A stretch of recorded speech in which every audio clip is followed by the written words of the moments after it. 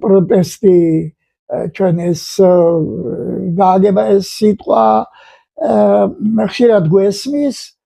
ჩემს შინაგან სამყაროშიც უამრავი ვიღაც ასე ვთქვათ არის პროტესტის მდგომარეობაში სხვები არიან ამ პროტესტანტების წინააღმდეგნი ასე ვთქვათ და თვითონ არიან ამ ხრივ პროტესტანტო ანუ ის ვინც ისე იგი პროტესტს აცხადებს ასე ვთქვათ ხო ჩვეულებრივი ამბავია ამ შინაგანი სამყაროსთვის დამახასიათებელი რომ აქ არის ურთიერთგამობრიცხავი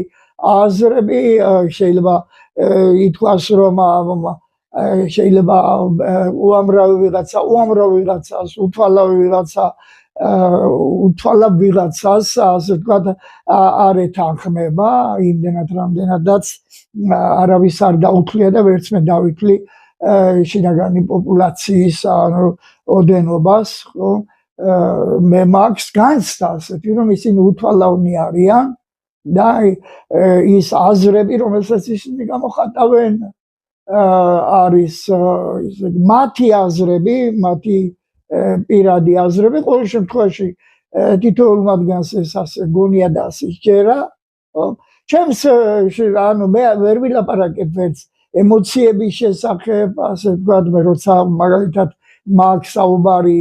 ამ პროტესტზე მე არ მაინტერესებს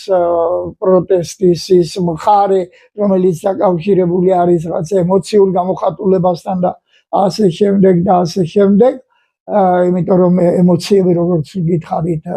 არის ზედაპირის მდგომარეობას გამოხატავს ჩემი აზრით ჩემს შინაგან სამყაროში ასეა მაშინ როცა პროტესტი უფრო შინაგანი არის და უფრო სიღრმისეულია რა თქმა უნდა ბევრად უფრო სიღრმისეულია იმდენად რამდენადაც